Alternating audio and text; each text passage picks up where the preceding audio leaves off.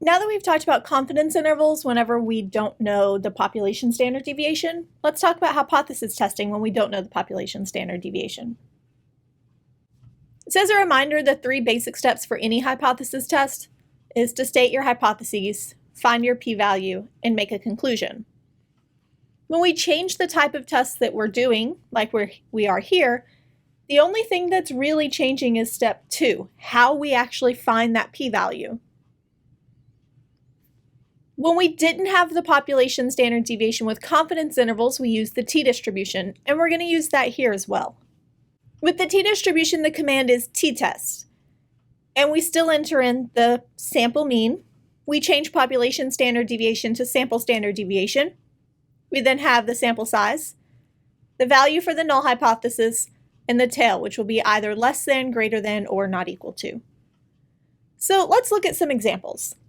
We have a group of 38 students, and they have a mean pulse rate of 76 with sample standard deviation of 6 beats per minute. We want to know if this is different from the known population mean of 72 beats per minute. And we're going to use alpha equal to 0.05. So we start by writing down our hypotheses. We know the population mean is 72, so that gives us H0. We're also not asking if this is above average or below average, we just want to know if it's different, so not equal to. Now that we have that, we can get our test ready. We know the command on the calculator is t-test. The first thing we need is the sample mean, and we can see this group of students had a sample mean of 76 beats per minute. The second thing we need is the sample standard deviation, which we can see is 6. We need the sample size, which is 38. We need the value for H0, which is 72. And finally, we need the tail, which is not equal to. And as a reminder, the tail does need to go in quotation marks. So let's move over to the calculator. We start by clicking the 3 dots. We're going to go down to statistics, and this time we're going to look for t-test, right here below the t-mean estimate.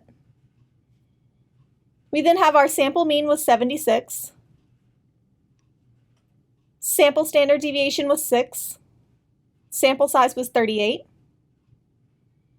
H0 was 72.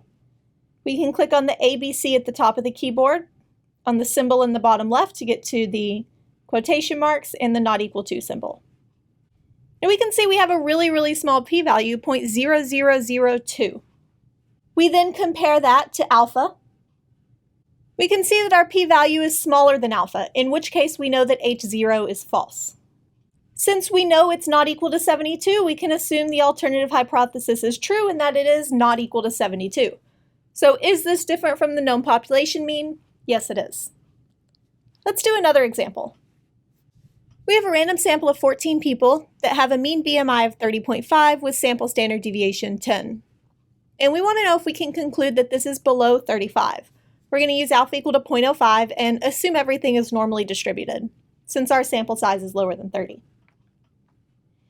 So let's start with our hypotheses. We want to know if it's 35 or below 35, so that gives us both our null and alternative hypothesis. Now that we have that, we can start with our t-test command. We need the sample mean, which we can see is 30.5. The sample standard deviation is 10. The sample size is 14. The null hypothesis is equal to 35. And this is a less than test. So once again, we make sure to put less than in quotation marks. So let's go to our calculator. We'll click on the 3 dots and t-test. Our mean was 30.5. Standard deviation was 10. Sample size is 14.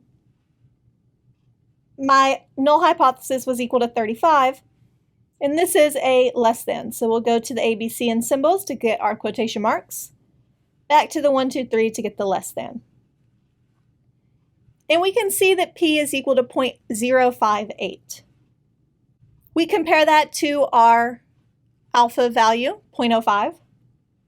And this is greater than our alpha value. So if the p-value is smaller, we can say HA is true, but if the p-value is greater, then we are going to assume that H0 is true.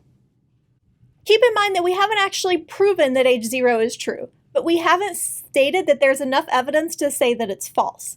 So we're going to assume that it's true, even though we haven't technically proven that it is true.